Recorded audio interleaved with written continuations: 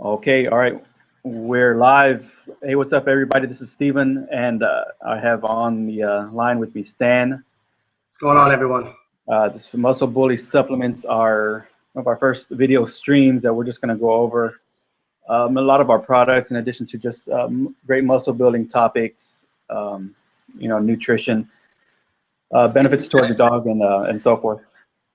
Yeah, and genetics. We're going to talk about genetics today. Is it just genetics? And how does fueling those genetics or nourishing those genetics affect the overall look, health, performance of your dog?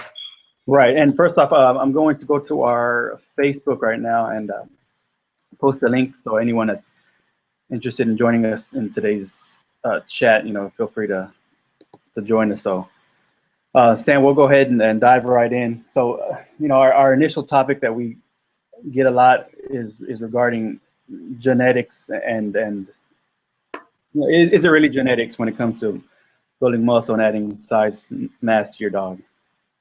It's one of those topics that's really, it's kind of controversial, and I don't know why it's so controversial, because it's already been scientifically proven over and over again that yes, genetics it plays a key role. The DNA that your dog is made up of, it's gonna reflect the look of the dog, possible health related issues, the foundation structure of the dog. Obviously, it's the foundation structure of your dog, right? I mean, it's not like you can let's say take a Doberman and then its feeding program is going to turn it into an English Bulldog. The DNA makeup of your dog is what it is. Now, how you nourish that DNA can dramatically play a role in the overall body composition of the dog, the health of the dog, how it feels, and absolutely how it performs. I mean, we've been proving that we've proved that so many times in dog sports, where we've taken dogs and field tested, did some of our own field test studies and research where a dog was either on a raw diet, or it was either fed kibble or fed a 50-50, where it was just fed, it was exercised daily, it competed at a high level, it had plenty of food, plenty of water, plenty of love, and then we put that dog on certain nutritional supplements depending on its goal, and the dog performed better, recovered better, built more muscle, either pulled more weight. We saw measurable results. For example, the dog either pulled more weight, so it improved its strength, right? The dog ran faster times, so it improved its speed and endurance. The dog jumped further or jumped higher. These are measurable results. Or whether the goal was to reduce weight and build lean muscle mass, or to add some mass and size. These are measurable results that were affected by how the dog was fed. So yeah, how you nourish that DNA can play a role. If not, then you'd have to look at it like this, Stephen. Let's say if you fed your dog Old Roy, right? Processed kibble, you get it from Walmart. It's really affordable. I'm not going to get into the details of what's actually in the product, right? But cheapest food you could get, right? Yeah, it's about the cheapest food you can get. Or if you fed it canned food, right, which is like 70% water. Even worse. If it was just genetics, your dog would look exactly the same, feel the same, perform the same, as if it was on a complete GMO-free raw diet, right? Right. Obviously, that's not the case. I mean, imagine if we ate fast food all day and that was our diet. You're going to tell me that we are going to look, feel, and perform the same as if we were on a complete high, nutritional diet that was consisting of high quality proteins, fruits, and vegetables, and we were just drinking water? I mean, no. I mean, eating burgers all day, and it's not going to. Now, this is not to take away, though. Genetics is the foundation. We always say, like, whatever you're looking for. If you're looking for example, if you're looking for an exotic bully or an American bully that's an XL, you're not going to go to a game-bred pit bull guy, right? Whose genetic DNA makeup is all about breeding game-bred pits, and expect to get an exotic bully or an XL American bully. I mean, come on. Yeah. So you have to understand your genetics. Please don't get it twisted. We're not saying genetics are not a big role. They play it's the foundation. And it's the fundamental of it, in addition to nutrition after it, correct? Yeah, I mean, like we say, the NXT dog program, nutrition, exercise, and consistency. Once you find your DNA or the dogs or the genetic makeup that you're normally looking for, or what your desired look is, then it plays a role of, I mean, if you're completely satisfied with the way your dog looks in your feeding program, then there's no issue. But some people are not. They want to fill those nutritional gaps. They want to, for example, add a few pounds of lean muscle mass before they go into conformation ring, or they're wanting to pull more weight. They're getting ready for a weight pull show or a dog diving competition or an agility show. Right. So nutrition plays a factor, man. I mean, if that was the case, then professional athletes would not hire nutritionists. Right. And you made a good point about that in the past, about in a previous video we did about how athletes are, it's in their contracts, you stated, where they, you know, they just can't obviously go out and eat what they need. They have to have a certain plan of what they have to do. Well, yeah, I mean, I don't know. I can't necessarily, I'm not a professional athlete, but some athletes I know that they're contracted, or they add into their salary that they're going to have to hire a nutritionist. And the reason why they want to do it is because they want to take care of their bodies. You know, they want to take care of their bodies. They want to try to stay as injury free as possible, and they want to perform at their highest level. You know, and the only way you can do that is how you feed, fuel your DNA, or feed the genetics. Doesn't mean that football athlete is not genetically gifted. Of course he's genetically gifted. Will he perform the same as if he was eating a fast food diet compared to having a nutritionist who actually cooks their meals, you know? And another good example is MMA, or any type of boxing competition or wrestling competition, where those fighters have to cut weight and maintain their size, you know, or maintain their ability to perform. I mean, MMA is one of those things where now that they're doing blood tests on weight cutting, you know, so for example, they're actually they're banning the IV, right, which where a fighter can actually cut so much water weight, right, and now they can't rehydrate through an IV. That's going to change the system, because fighters cannot necessarily cut as much weight and then regain the amount of weight that they took off through water now. So you know, it's down to science. Some people are just okay with feeding a dog food and don't, or you know, a raw diet or whatever, and they don't feel like they need it to have a nutritional gap. Fill those nutritional gaps. And yeah, in a lot of cases, many dogs, I mean, if you have a complete diet, you may not have a nutritional gap. And that's what boils down to what the term supplements means. Supplement means, it does not mean steroids. It doesn't mean dangerous. It doesn't mean unnatural, you know? And that's where people get the misconception. If you're feeding, let's say, some people feed a raw diet, right? And if they think it's a bunch of meat and leg quarters and that's it. Well, there's a lot of nutritional gaps in that. You know, so daily multivitamin is going to make sure that your dog gets the daily vitamins and minerals that is recommended for that dog's body weight. That is currently missing in the food, that the food probably doesn't contain any nutrients, so forth, right?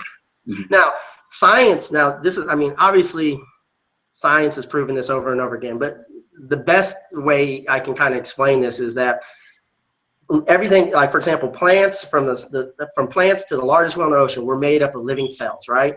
And how you know that the cells are very important. So for example, if they're able to clone seeds, okay? Let's say you take a plant, right? A fruit plant, or let's say you can take tomato plants, for example. The same seed with the same DNA, the same genetic, a complete clone of each other. You grow one in soil, right? Plenty of sun, natural sun, plenty of water, and then you grow one hydroponically, where the waters are supplemented with certain nutrients. You're going to get a different end result. You're still going to have a tomato, right? But the tomato that's grown in soil compared to the tomato grown hydroponically is going to develop completely different. So it's not just about DNA or genetics. It's how you nurse that. The genetics is what's going to give you a different end result. That's just, I mean, it's science.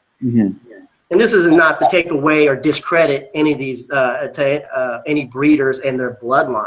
You know, you definitely want to look for the desired DNA makeup that you're looking for, and then go from there. Yeah, and the actual word supplement in this industry is tainted. It seems like you say, you know, it just has a bad name. Why? It's supplement, but you know, it has to do with this. A lot of it has to do with this.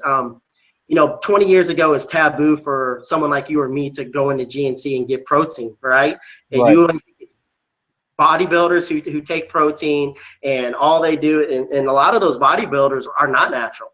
So they think supplementation, they associate supplements with being unnatural. That's what my assumption would be, you know, but you can't sit there and tell me, like, say if your dog's lacking fat and you're supplementing his lack of fat with organic coconut oil, right? That's grown naturally and taken from nature to increase the percentage of your dog's fat in its diet.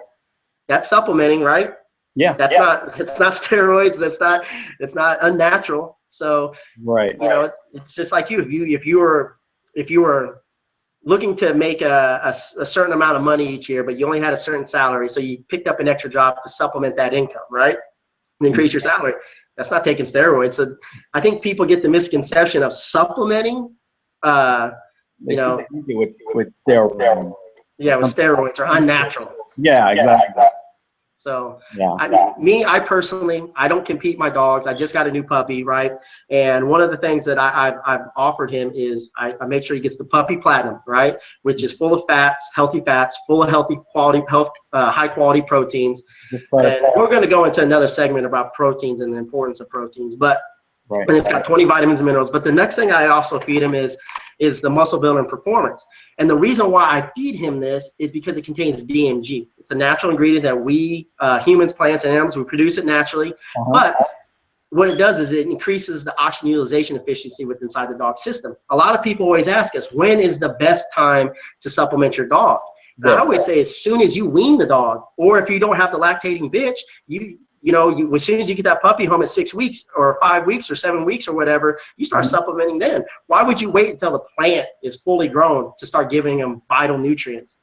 This is the foundation. This is when your dog is naturally going to break down muscle tissue, rebuild it, and regenerate it more than any other time in its life.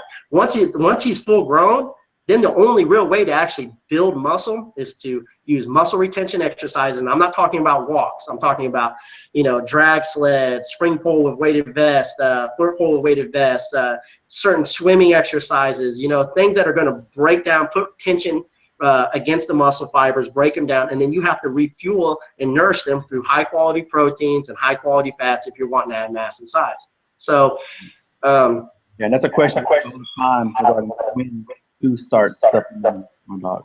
Your answer is as soon as possible. Yeah, as soon as possible. I mean, the real question is, when do you want to start giving your dog a super high quality, nutritional diet? At the end of the day, I don't care what people say. I know for a fact dog foods are not complete. A lot of dog foods. We actually go out and we walk through these dog food manufacturing facilities, and we also source ingredients similar to where they're sourcing their ingredients. And when it comes to dog food, at the end of the day, it's all about how can they manufacture the best product, but also how can they save money? What's going to be the most cost effective for them? Right. So they are cutting corners still. Just because it has vitamin A in it doesn't mean it's the highest quality vitamin A.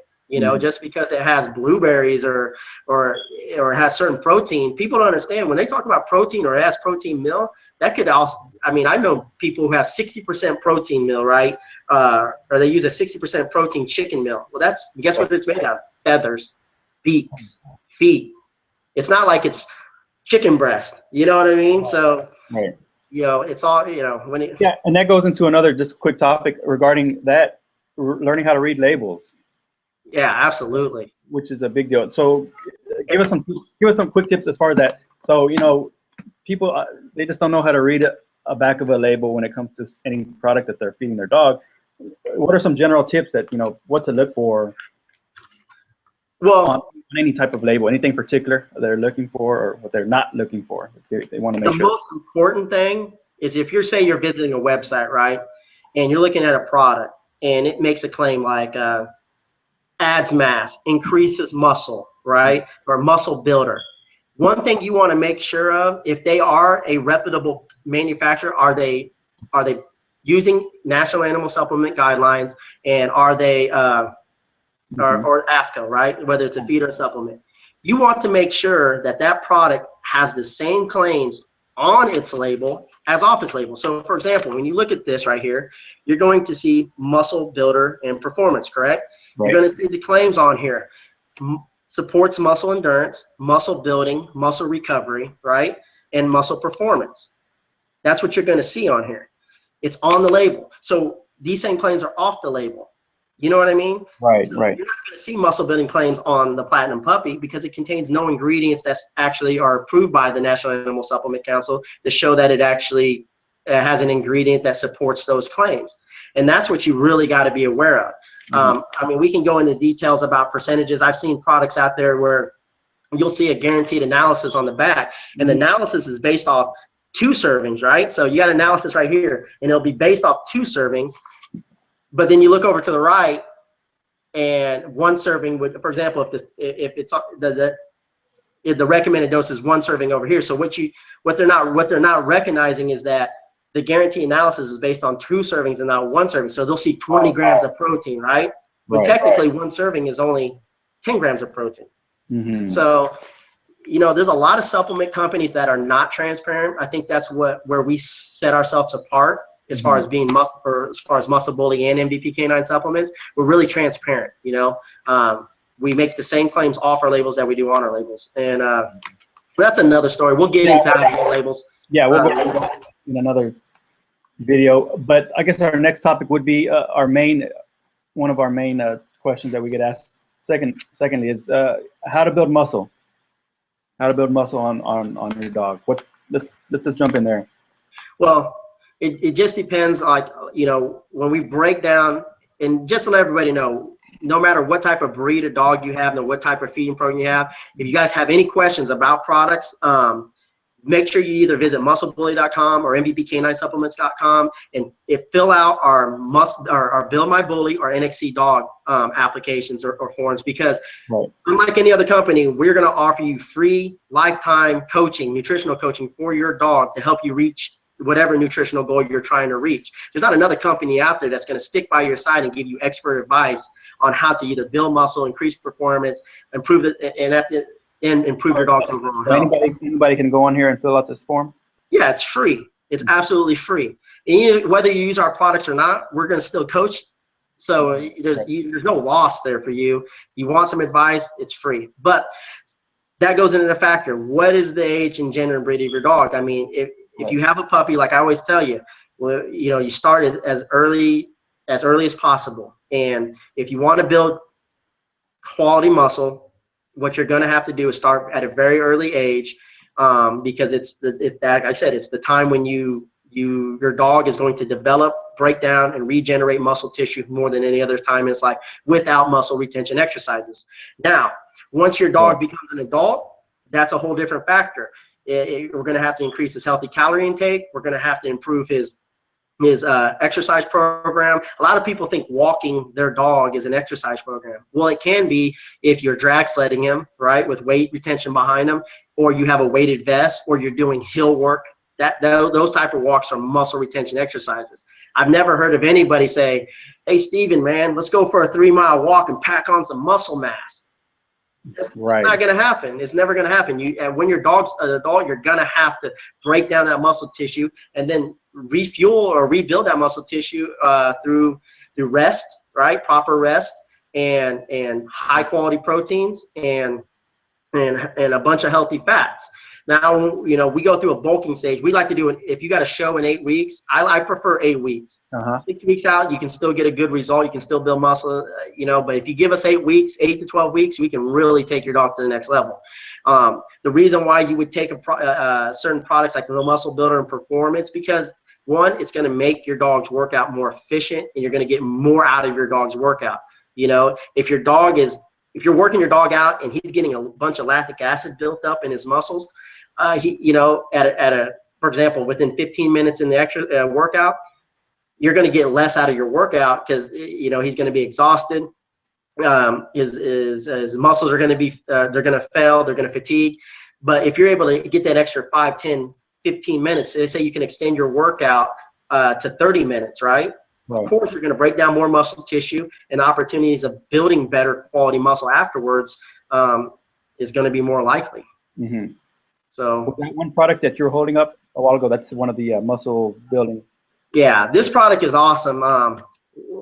this year we did a lot to this product. One, we removed all the binding and bulking agents, because we had outside. Now that we have our own manufacturing facility, you know, there was a lot of corners cut. Like when you talk about the pet industry, you got to keep in mind, when you're buying a product, you're not just buying a product.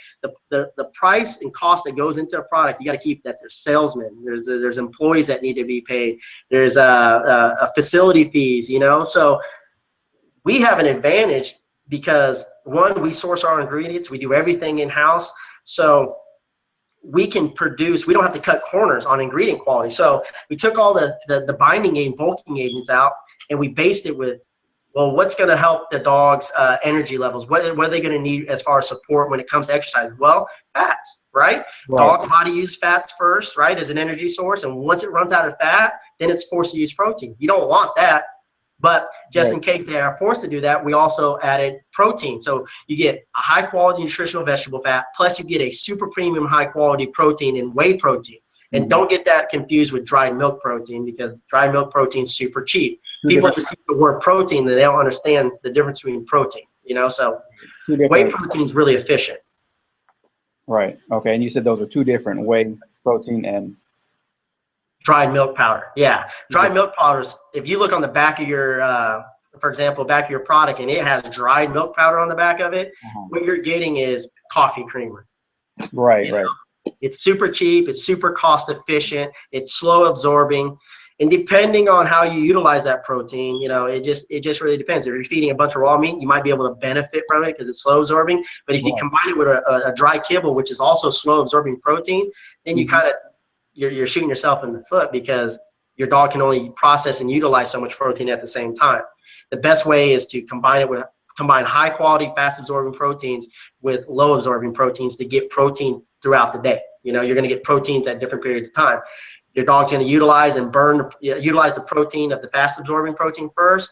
Yeah, exactly. Muscle bully protein. That's 100% whey protein and 80%. So, you know, you combine that with a kibble, right? Let's say you combine that with a kibble. You get a time release. You get a time release diet now, because your dog's going to utilize the whey protein first, because it's faster absorbing. It has a higher biological value than even raw eggs or raw meats. And then once it breaks down the kibble within its system, then you're going to be able to utilize the protein within the kibble. You know what I'm saying? So instead of utilizing a certain percentage all at the same time. So you're going to get maximum benefits. So I love that stuff, man. It's a hot commodity right now. How do you use the product? It's sprinkle over the. Yeah, for example, that product right there, what you're going to do, it's 7.5 grams per scoop. So, for example, if you have 1 cup of dog food, and on average it's between, I think it's like 92 to 120 grams, depending on the density of the dog food of the brand. But for example, let's say you got 1 cup of dog food, right, and it's 100 grams, and it's a 30-20. You add 1 scoop of that, now you have a 37.5% protein dog food and a 20% fat. So your dog's gonna be able to utilize that additional 7.5%. So if you're looking to build lean muscle mass or reduce body fat, that's a great product to use. Yeah, and both these products are available on musclebully.com and also on Amazon, in addition to eBay also. Yeah, I mean that product's awesome, man. I mean, it's hard to keep that stuff in stock right now. Yeah, it's a great product. And finally, let's go over another product is our gainer, the mass gains.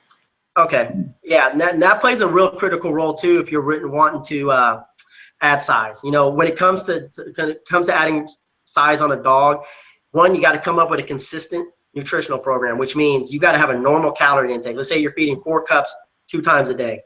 You're not going to jump. You're not going to free feed. You're not going to jump from 5 to 3 cups to 2 to 4 cups. You want a consistent normal calorie intake, okay?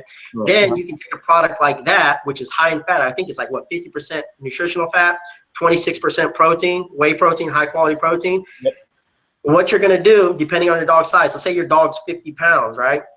It's 1 scoop per 50 pounds. You're going to go through about 2 or 3 weeks of adding twice the daily recommended doses. So if the dog is 50 pounds, you're going to add 2 scoops. You're going to add 1 scoop per meal. And then during that time, you're going to add muscle retention exercises, right? Heavy weight, low rep. You know, heavy weight, shorter periods of time, right? That's what's really going to apply force against the muscle tissues, break them down, and then you're going to replenish those muscles and refuel that DNA with a healthy fat source, healthy calories, right? Where a dog is going to get a bunch of healthy calories. It was what we call bulking stage. So if you're 3 weeks out, if you got, let's say you're 6 weeks out, you're going to want to go 3 to 4 weeks that way. And what makes that product awesome is that if you stay with a normal calorie intake, all you have to do is just reduce the scoop size on that. So to say you're 2 weeks out, we're going to say cut it down to a scoop and a half, and the last week cut it down to 1 scoop daily, the daily recommended doses. And that the science behind that is to, let's say if you want your dog to be at 55 pounds, we want to try to get him up to 57, 58 pounds, and then cut him down to 55, right? Right. So he's going to look sharp, prime. He's going to have a lot of density, muscle density, and he's going to that 5 pounds or that 10%, and you're walking into the show ring. It's like a man who's 200 pounds adding 20 pounds of muscle. You're going to just look different, man. So right. It's a great product for sure. Yeah, and again, all these products, you can check them out on the website, musclebully.com, and Amazon and eBay. Yeah. For those interested. So, Sam, we're going to go ahead and wrap it up. It's just about our time. And any final closing comments? I guess NXC dog and the actual Build My Bully submission. Yeah, I mean, we're a very transparent company. We're not going to be one of those companies or brands that say, here, take this magic pill, 30 days, your dog's going to more, no muscle, no more exercises. That's not reality. Every dog is unique. Every dog is different. I mean, if you want a 30-day money-back guarantee on a non-specific result, we'll give you that. But me being an actual dog owner myself, I look at it like this. I don't want to waste my time. I don't want to have a guessing game. I want to get expert advice. I mean, I've sat there and I've talked to, man, I could literally say hundreds of world-class dog trainers in different breeds, and I've gained so much knowledge. And to this day, I continue to still learn from a lot of these experts. And we offer free nutritional advice, right? And we field test studies. So these are proven tips, proven advice that has been proven to work over the past decade. This is not a guessing game. We take all the guesswork out of it. So visit MVPK9supplement.com. Fill out the free NXC dog form, and you're going to get an expert nutritional coach that's going to help you achieve the results that you're looking for. Or you can go to musclebully.com, and if you have a bully breed, and fill out the Build My Bully form. They're free. It doesn't cost you anything, and you're going to have a lifetime coach. Right. And we'll be back again next week with some additional video. And anybody that's interested in submitting any questions to us, feel free to email us at info@musclebully.com or leave us a comment on Facebook or our YouTube channel in the comment section. Yeah. And, so Stan, so I'll talk to you next week with our next video. Awesome. Thanks. Talk to you soon, man.